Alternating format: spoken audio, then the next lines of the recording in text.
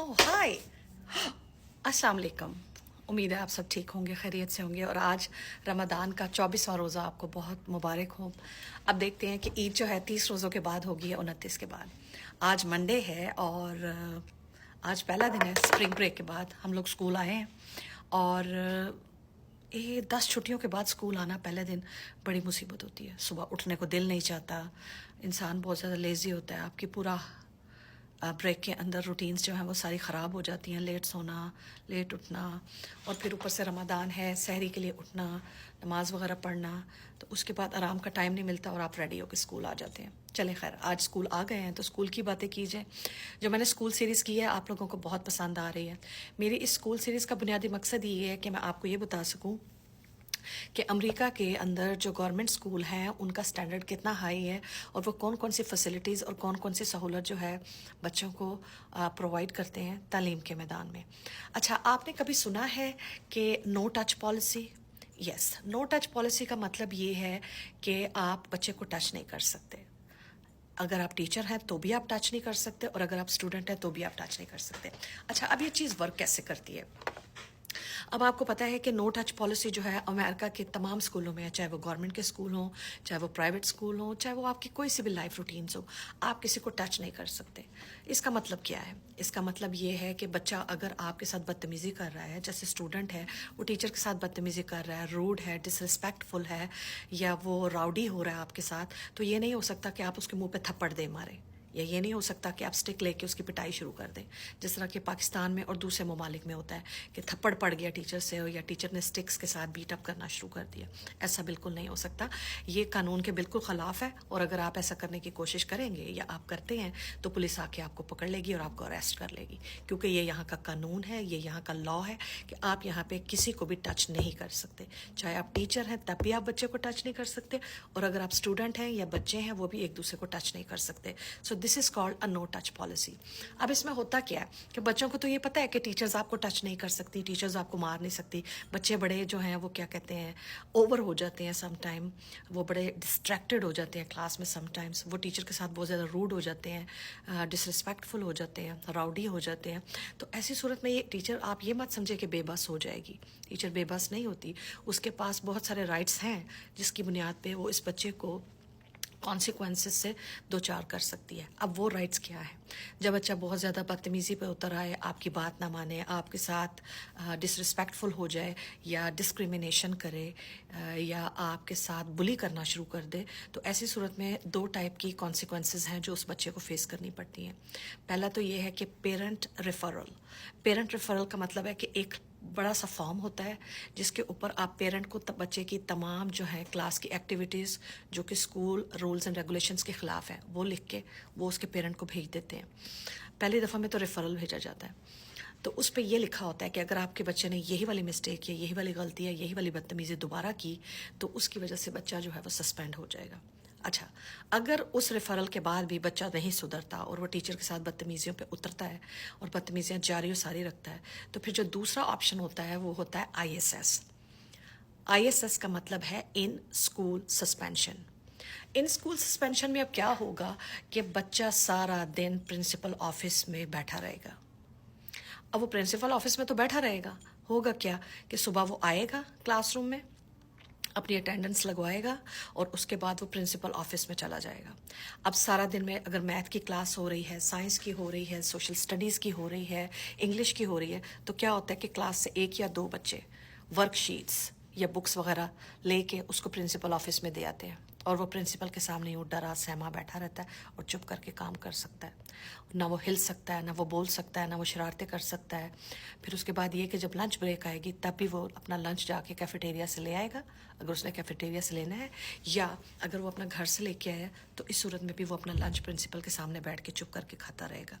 अब प्रिंसिपल आपको पता है एक स्कूल की हेड होती है या हेड होता है, उसके सामने आपकी शोखियाँ नहीं चलती, क्योंकि उसके साथ अगर आप बदतमीज़ी करेंगे तो आपको बहुत सीरियस कॉन्सिक्वेंसेस देखने पड़ेंगे।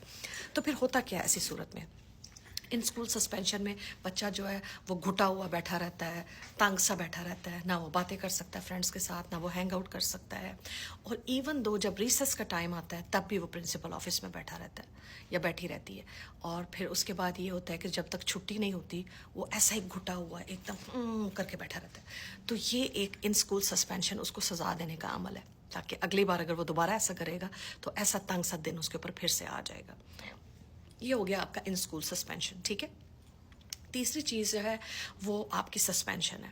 سسپینشن بہت زیادہ سخت عمل ہے. یہ اس وقت پریکٹس میں لایا جاتا ہے جب بچہ کوئی بہت سیریس ویولیشن کرے، بہت سیریس کوئی ایکشن کرے کلاس میں یا اسکول میں. جیسے اکثر بچے جو ہیں وہ تھریٹس کی دھمکیاں دے دیتے ہیں کہ میں جو ہے فلاں بچے کو مار دوں گا، یا میں فلاں بچے کو زخمی کر دوں گا، یا میں ٹیچر جو ہے تمہیں یہ کر دوں گا یا وہ کر دوں گا، یا کل گھر سے کوئی ایسی چیز لے کے آؤں گا جس سے میں تمہیں زخمی کر دوں گا، یا میں بچوں کو زخمی کر دوں گا، یا میں کوئی جو ہے کوئی بہت ہی سویئر قسم کی ہائی لیول کی کوئی دھمکی یا تھریٹ وغیرہ دے دے. تو ایسی صورت میں اس بچے کے خلاف سسپینشن کے جو ہے کانسیکوینسز لیے جاتے ہیں اور اس بچے کو اسکول سے سسپینڈ کر دیا جاتا ہے.